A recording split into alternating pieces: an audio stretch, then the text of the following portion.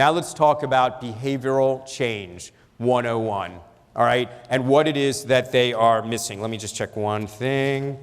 There we go. Okay. What is it that they're missing? So if you take all the behavioral change theories in a blender and you put them all together, they all say pretty much the same thing. What they say is that behavioral change is a process, not an event. There's forward movement and there's backward movement, and your goal is to have more forward movement than there is backward movement. And as long as there continues to be more forward than backwards, you'll end up making progress. All right? And there are 5 steps to behavioral change. And if you're working on a population level, you need to understand that different people are at a different stage for any given problem. And that an individual might be at a different stage for 2 different problems. So therefore, you have to have all of these kind of interventions so that all of the kids, no matter what stage they're at, will be able to be supported to move forward. The first stage you need to have is awareness. If you're not aware of a problem, you're not going to do anything about it. That's why we give people facts. We teach people facts so that they will become aware of a problem. But suppose you're aware of a problem, the next thing is you got to be motivated to do something about that problem. And what makes you motivated to do something about the problem is you think that it affects you. That's why it's so important to have multicultural education. You can't, you're not going to change if all you're learning about is other people, if you don't relate to it. We know the most about behavioral change from cigarette smoking and from HIV. HIV hit in 1982. I was a first-year medical student in New York. 4 kids from my class died. It was overwhelming, okay? And we did not know what caused the disease. It was very much like Ebola. Like, should we stay in medical school? Are we all going to die? And then within a couple months, we realized that it was a gay white man's disease. And once we realized it was a gay white man's disease, those of us who didn't fall in those categories felt better and stopped changing. We were, of course, wrong. All right? And as a result, people did not take the behavioral steps needed because they are not personally motivated to be able to stop the problem. But suppose you're highly aware and you're deeply motivated, but you don't know what to do. How do you feel? So someone says to you, HIV is a terrible disease and you don't want to get it, and that's why you've got to wear a condom, da-da-da-da-da-da-da. But they don't say to you how to deal with a partner who says, you want that between us? You think you don't trust me? You think I'm going out on you? Maybe you're the one who's a skank. If you don't teach people how to deal with the circumstances they're going to deal with in real life, then you've made them aware, you've made them motivated, but you've left them without skills. How do you feel if you have no skills? Helpless, stressed. Stress drives all negative behaviors. For that reason, we must give kids skills. But suppose you have the skills, then what happens is you go through this process of trial and error. What am I giving up? What am I gaining? Because the only way I'm going to move forward is if I believe that what I'm gaining is better than what I've given up. So I'm thinking about quitting smoking cigarettes, and that's good because I'm going to save $8 a day, and my teeth aren't going to be yellow, and I'm going to be less likely to get cancer. But I was going to quit way before then anyway, so it's not a big problem. But damn, I'm nervous. Is that kid ready to quit? No, because stress trumps everything, which is why the only way we're going to move forward is if we institute a wide repertoire of positive coping strategies. All right? And then finally, am I going to maintain my new behavior or not? And whether or not I'm going to maintain my new behavior is really based on what gets reinforced versus undermined. I want to be a virgin until I'm married.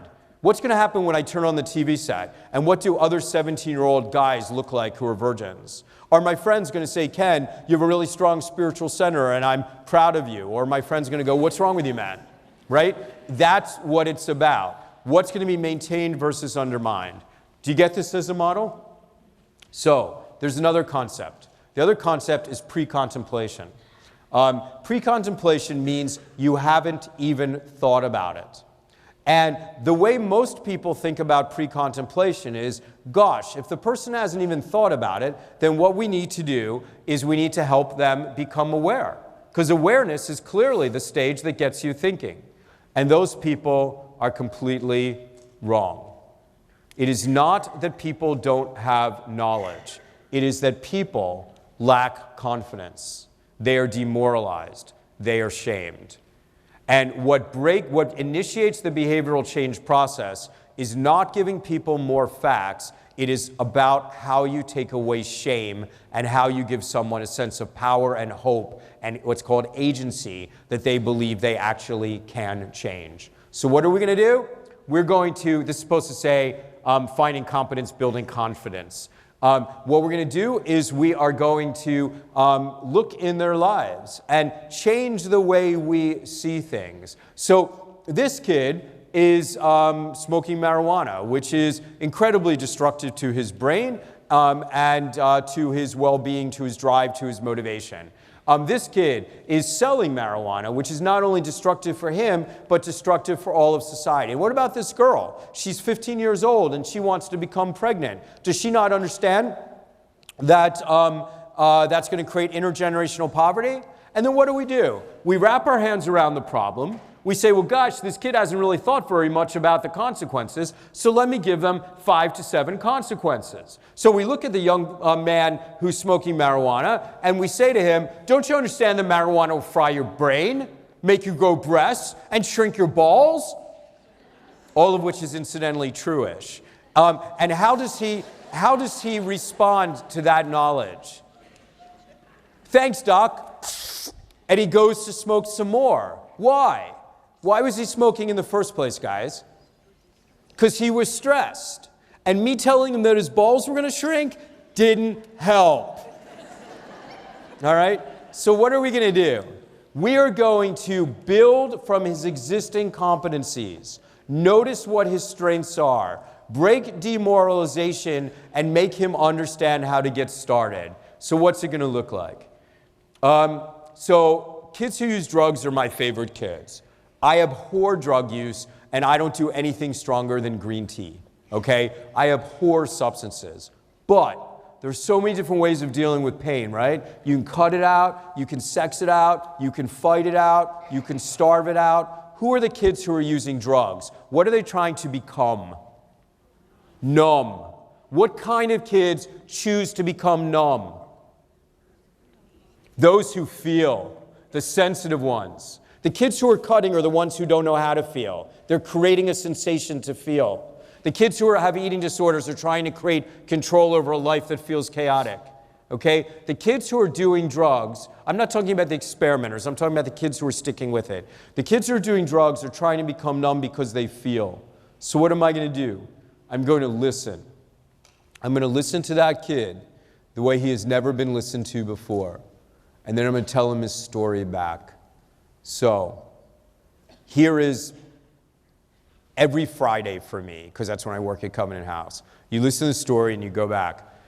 Matt, you grew up in a house where your dad used to beat your mom, and you used to try to get between them even when you were a little kid. And then you'd get between them and he'd throw you against the wall. And then you cried. And he said, men don't cry. You want to see how to be a man? And he'd go after your mom some more. Then your mom turned to drugs. It meant there weren't a lot of people around to take care of your little brothers and sisters. And you've wanted to get out of the house since you've been, you said, 5 years old, but you knew you couldn't because you've been taking care of them for that long.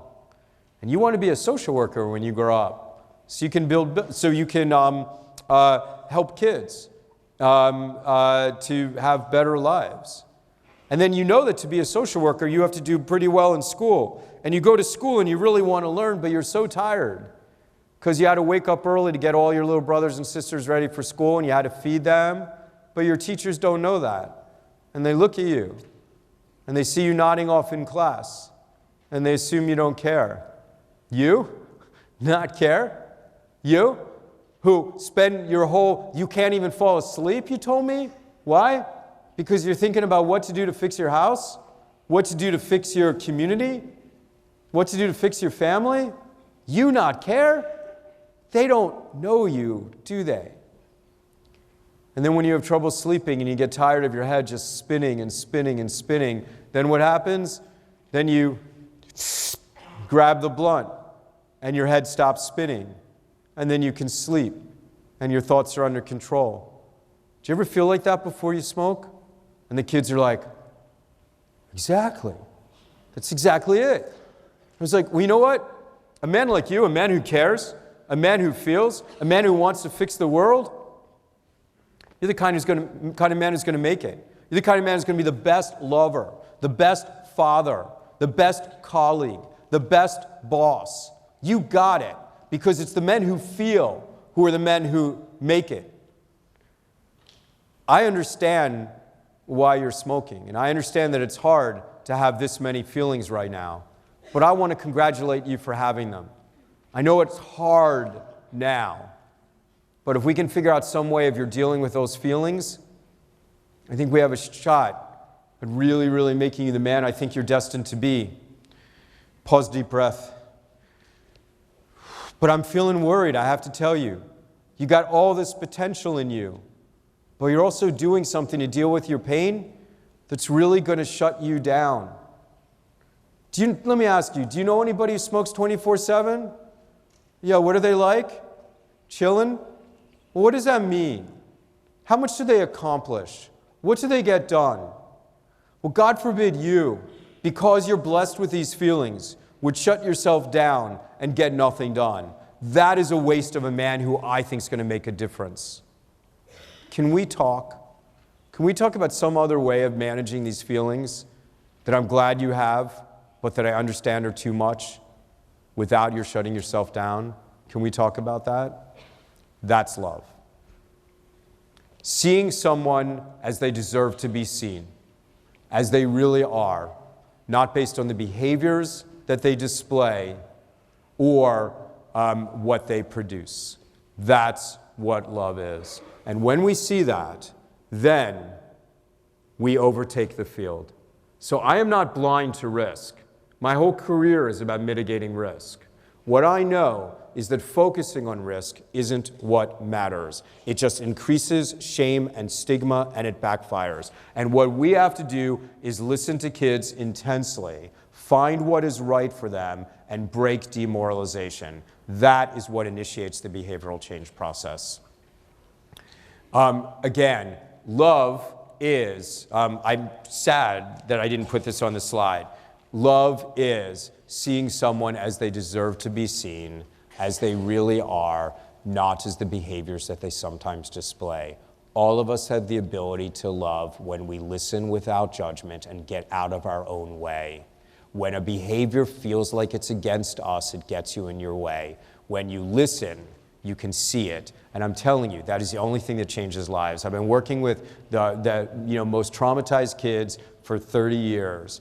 And when you talk to them and you meet them again when you're 25, they're 25 years old, and you say, hey, so what turned you around? The answer is always something like, it was when Miss Kim made me understand I wasn't trash. It was when Miss Monica understood that I was worth something. It was when Mr. Curtis, who didn't know me from a can of paint, wouldn't let go. And I kept trying to push him in, but I was really listening the whole time. And finally, I knew I had to let someone in or I was going to die. That is the moment that is transformative in people's lives. So for the kids who are in your classrooms, who have more than enough love, and they are seen, do your job. Teach. But for those kids who need you the most, this is the key to turning them around. And how many kids, and this is what I would love to see happen. You know what I would love as a follow-up, or I'd love you to do as lunch? I'd love some of you who are in your 40s, 50s, and 60s, I'd love you to take some of the 20 and 30-year-olds around and just tell them a story. Tell them the story of the person who stopped you in the grocery store and said, hey, Miss Jones, remember me? And you don't, but you know you're smart enough to go, I'm not sure, but I remember that face. I'm beginning to see it. Help me out here. Right?